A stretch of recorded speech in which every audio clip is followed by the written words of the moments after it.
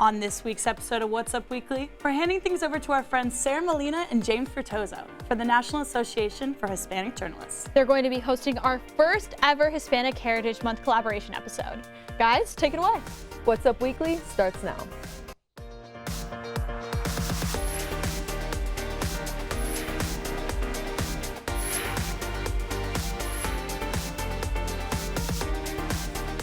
Hello and welcome to What's Up Weekly. I'm Sara Molina. And I'm James Fortozo.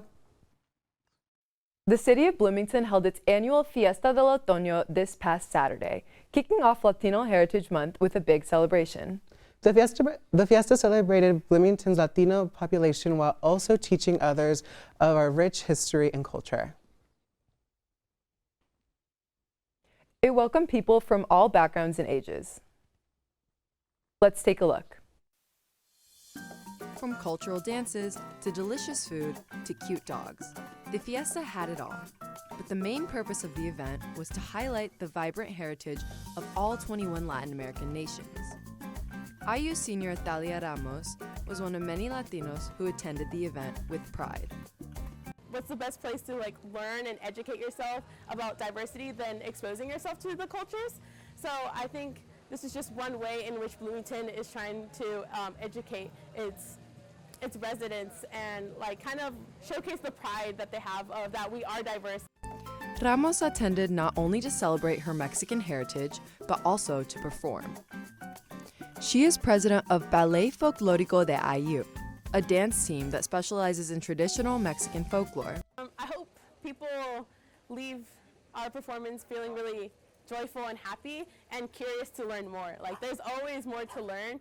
And this is just kind of one way in which I can kind of connect to my culture without having to physically be there. The event offered just that to many people, almost like a home away from home. Each year, Bloomington's Latino Outreach Commission puts on the festival with a special theme. The theme for this year's fiesta is Celebrando Nuestra Cultura in literature, art, and culture.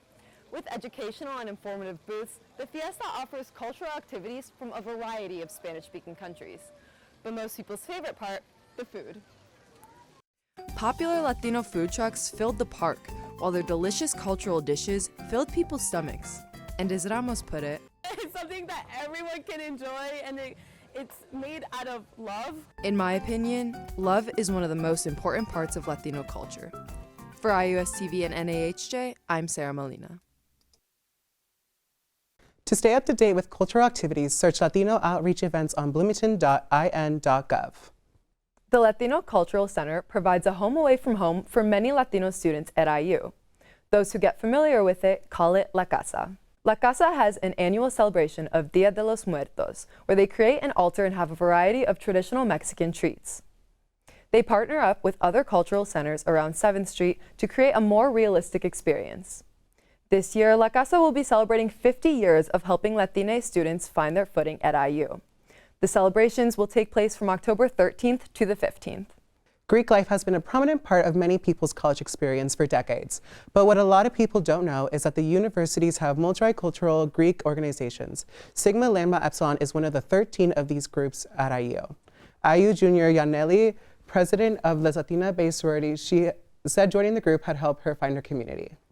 I feel like, Latinas are seen as uneducated women who come from low income communities, and, coming to a campus that is predominantly white and seeing Latina Greek organizations really empower and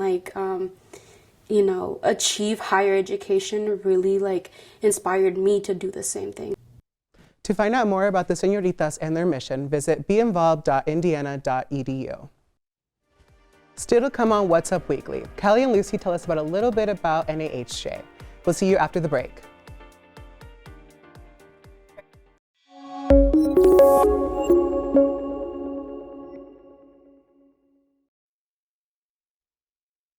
The National Association of Hispanic Journalists focuses on the promotion and recognition of Hispanic professionals in the news industry. If you're interested in joining, come to the call-out meeting on September 27th from 6 to 7 in Franklin Hall, room 312. More information can be found on Instagram at NAHJ_IU. After the break, James takes us inside a Venezuelan bakery right here in Bloomington. We'll be right back.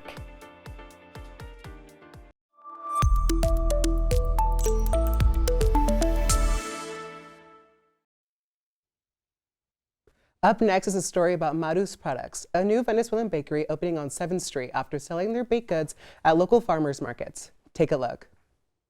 We are now open, read the banner outside of Maru's Products, a Venezuelan bakery on the corner of 7th and North Washington Street. They opened up on August 19th as students from around the world fled back into Bloomington.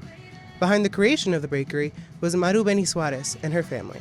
Mi nombre es Maru Beni y soy la CEO de acá, la fundadora y prácticamente cocinera de acá. After selling her baked goods at farmers markets for 4 months, Suarez gained a large customer audience. Suarez's family then encouraged her to open up her own bakery. Now she sells the baked goods that were often reserved for family to her newfound community. And in the Latinx community, family is everything. With more than 30 traditional Venezuelan baked goods, the menu ranges all the way from sweet to savory. When Suarez migrated to the United States from Caracas, Venezuela, she chose Bloomington because it felt most like home. She brought her 3 kids and left her eggnog business behind.